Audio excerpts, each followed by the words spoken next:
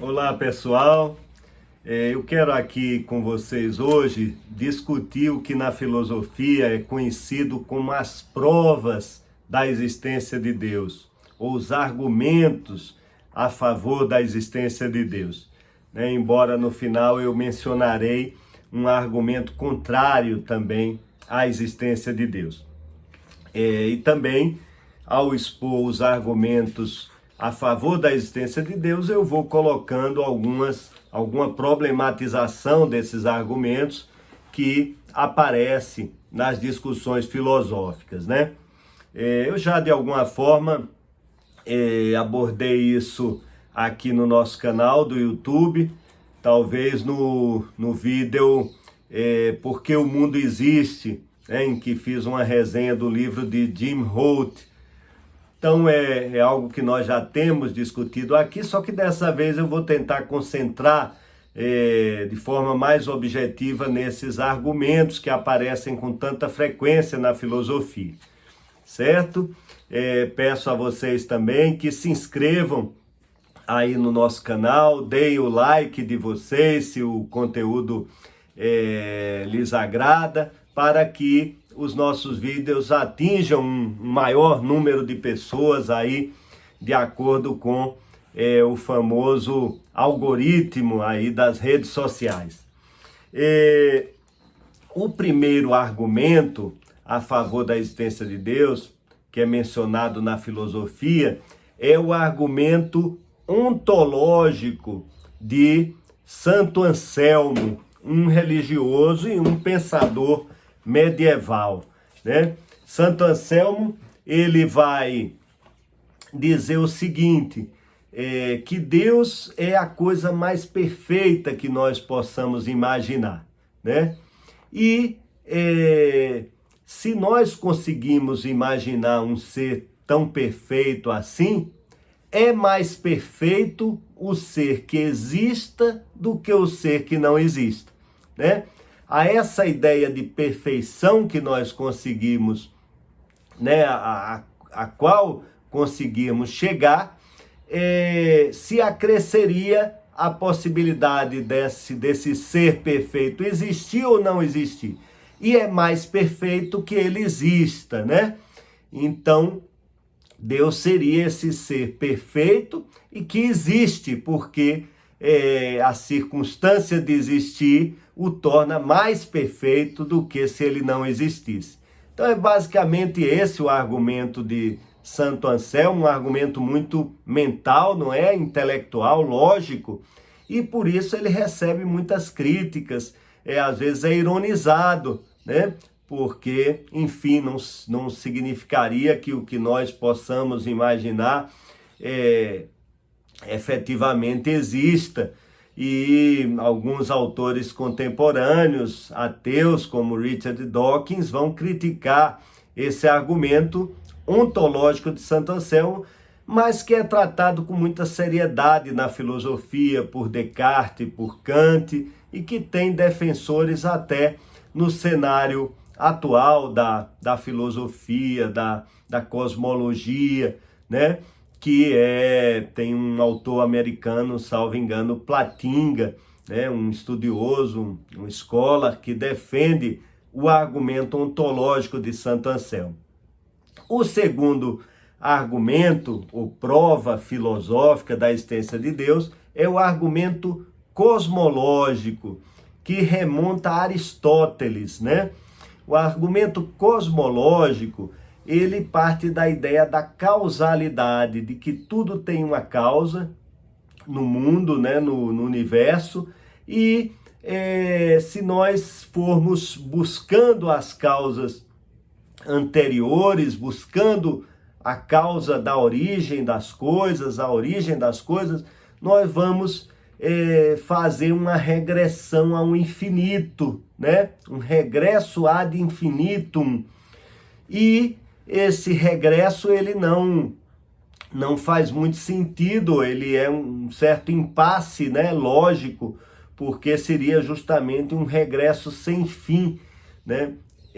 Em busca das causas. Então, o que Aristóteles vai dizer é que, em algum momento, em vez de prosseguirmos infinitamente regredindo nessas causas, nesse encadeamento causal, nós encontraríamos a figura de uma causa não causada, de um motor imóvel, que seria justamente Deus, né? Aquele ser que dá causa às coisas, mas que não precisa de uma causa, né? O motor imóvel, a causa não causada. Então é um argumento que remonta a Aristóteles e que é retomado na filosofia católica medieval por São Tomás de Aquino, por exemplo. O argumento cosmológico, ele pode gerar críticas, né, questionamentos, porque também a interrupção do encadeamento causal é algo que causa perplexidade, né, e um impasse também no raciocínio. Imaginar algo que não tenha uma causa, né? Isso também nos deixa de alguma forma perplexos. E filósofos modernos, como Bertrand Russell, ele vai dizer, olha, um dos maiores ou o maior problema da filosofia é se Deus existe.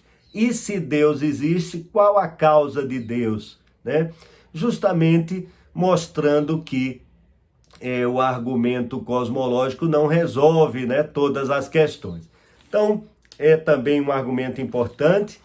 E nós passamos agora ao terceiro argumento. E são três realmente esses argumentos mais citados da existência de Deus: o ontológico, o cosmológico e o teleológico.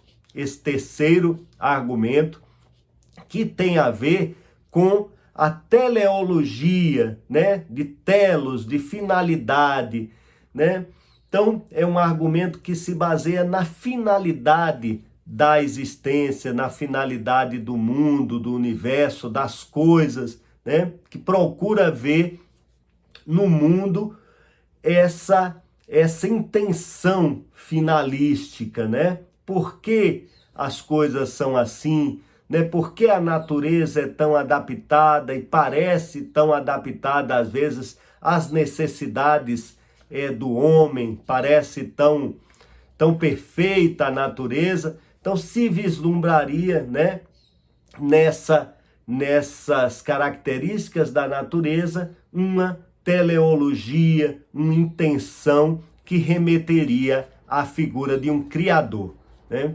Então, sobretudo, essa perfeição, né, que nós, pelo menos seres humanos, concebemos na natureza muitas vezes, a beleza, né? Eu uma vez estava hospedado, morando numa casa no Nordeste, uma casa de praia praticamente, e tinha um cajueiro, e esse cajueiro praticamente oferecia os cajus, né? Colocava aquele último talo do galho, praticamente entregando ali o caju à mão humana. E eu tirei até uma foto, eu disse, olha, isso é um exemplo do argumento teleológico da existência de Deus, né? E, enfim, seriam esses três argumentos, sobretudo. Tem livros sobre isso. Então tem um boxe muito interessante, são 2 livros organizados pelos professores Plínio Junqueira Smith, um professor de São Paulo, da Unifesp. Eu cito Plínio nos meus livros, no meu Neoconstitucionalismo e Verdade, né? Ele é um defensor do ceticismo.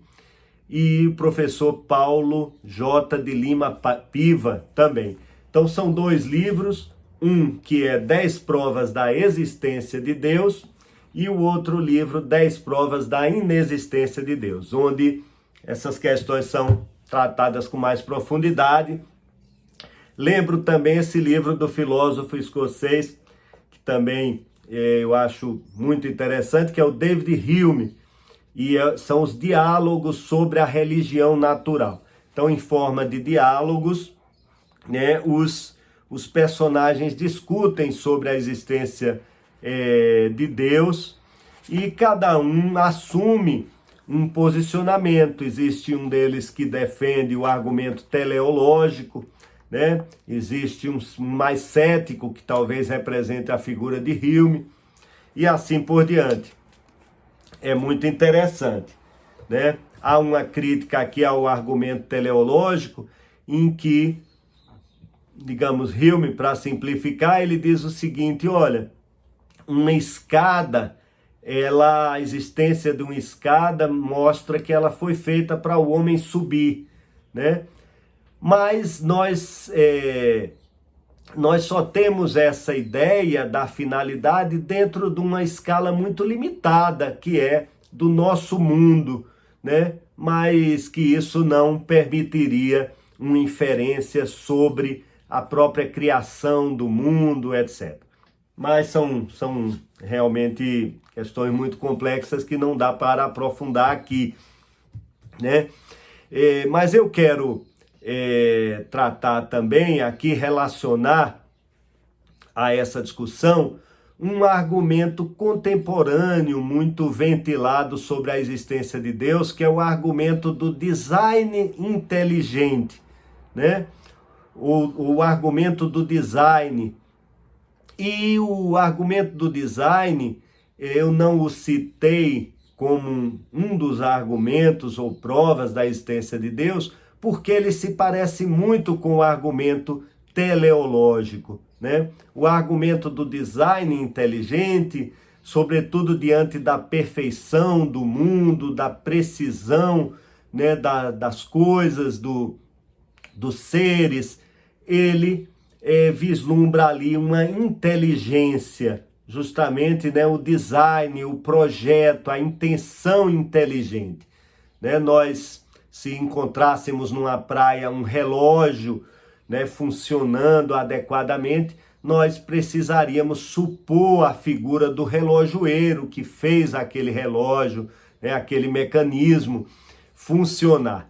Então esse é o argumento do design, que se vê reforçado na contemporaneidade pela própria ciência, né? Os cientistas, eles admitem hoje em dia que existe no mundo, na natureza, uma precisão espantosa das leis naturais que permitem a existência do mundo. O universo se assentaria em 4 forças, né? A força gravitacional, a força eletromagnética, a força forte e a força fraca dentro dos átomos.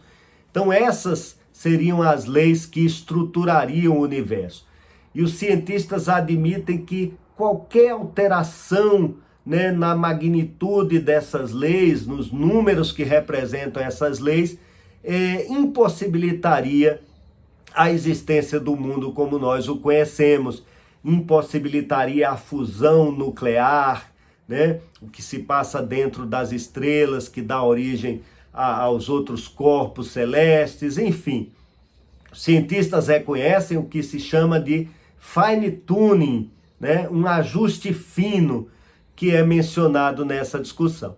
Então, existe um ajuste fino na nossa natureza, né, e isso de alguma forma é abraçado pelos defensores do design inteligente como uma prova da existência dessa inteligência criadora, né? Então, essa existência do fine tuning, que é reconhecida por grandes cosmólogos, né? Por exemplo, Weinberg, um cosmólogo americano que faleceu neste ano 2021, ele reconhece isso, embora me parece que ele não é ele é um ateu, mas ele reconhece o fine tuning. E aí existem teorias que visam a explicar o fine tuning como a teoria do multiverso, de que não existiria só o nosso universo, mas uma infinitude de universos. E, portanto, isso tornaria mais factível que em um deles, o nosso, essa coincidência do fine tuning acontecesse. Mas, por sua vez, os religiosos contra-argumentaram. Então há um artigo do bispo de Nova York, dizendo, olha, a teoria do multiverso, ela quer, de alguma forma, escapar ao problema do fine tuning no nosso universo, que aponta para uma inteligência criadora, né? Então são discussões muito interessantes, e eu cheguei a escrever um artigo no Conjur, não estou lembrado exatamente do título, talvez Design Inteligente, Filosofia ou Ciência, e publiquei no site Consultor Jurídico, e eu não quis ali atacar o argumento teleológico ou o argumento do design inteligente, que é muito interessante, muito desafiador. O que eu quis dizer ali é que isso não é ciência de acordo com os padrões que nós admitimos hoje para o que é ciência, né? Eu disse que aquilo é filosofia. Então, tentei problematizar esse aspecto, né? E concluindo o nosso vídeo, eu queria lembrar agora um argumento contra a existência de Deus, que é muito citado na filosofia, que é o argumento do mal, né? Por que o mal existe no mundo? Isso como eu disse, é um argumento também relevante nas discussões filosóficas, né? Porque se o mal existe e Deus é todo-poderoso, por que ele permitiria que o mal exista? As religiões têm suas respostas para isso, não é? Como, por exemplo, talvez a reencarnação no espiritismo. Enfim, são explicações muitas vezes para o problema do mal. Como o maniqueísmo na antiguidade é uma explicação para o problema do mal, justamente atribuindo o mal a uma outra potência, né? Talvez tão poderosa quanto Deus, que seria uma potência do mal. E aí Deus, de alguma maneira, não está mais comprometido com o mal, né? Então, esse problema do mal é um problema filosófico, de alguma forma discutido já na República de Platão, e é sempre colocado, como eu disse, né? Tem Diderot, um filósofo iluminista do século XVIII, ele passou um tempo num hospital pediátrico em Paris, né? E ali, vendo todo aquele sofrimento, ele diz que aquela experiência dele levou a ter em alta conta o ser humano, né? Por enfrentar todo esse sofrimento, mas que de alguma forma o levou a descrer em Deus, né? Justamente porque Deus permitiria essa existência do mal. E esse argumento do mal, ele também é levantado na obra de Dostoiévski, Os Irmãos Karamazov, pelo personagem Ivan, né, que numa conversa com seu irmão Alyosha, que é religioso, Ivan, que é ateu, ele diz que não concebe a existência de Deus, sobretudo argumentando com essa existência do sofrimento das crianças, né, que ele não veria qualquer justificativa nisso, no sofrimento das crianças. Então é o argumento do mal na filosofia, e eu tratei disso nos vídeos que eu publiquei aqui no canal sobre os irmãos Karamazov, talvez no terceiro vídeo. Então é isso, gente, são questões sempre ventiladas na filosofia, e eu tentei dar uma alinhavada objetiva, né, nesses argumentos, para que nós possamos discutir muitas vezes com mais fundamento, saber identificar esses argumentos nas diversas discussões que se travam, né? Então é isso.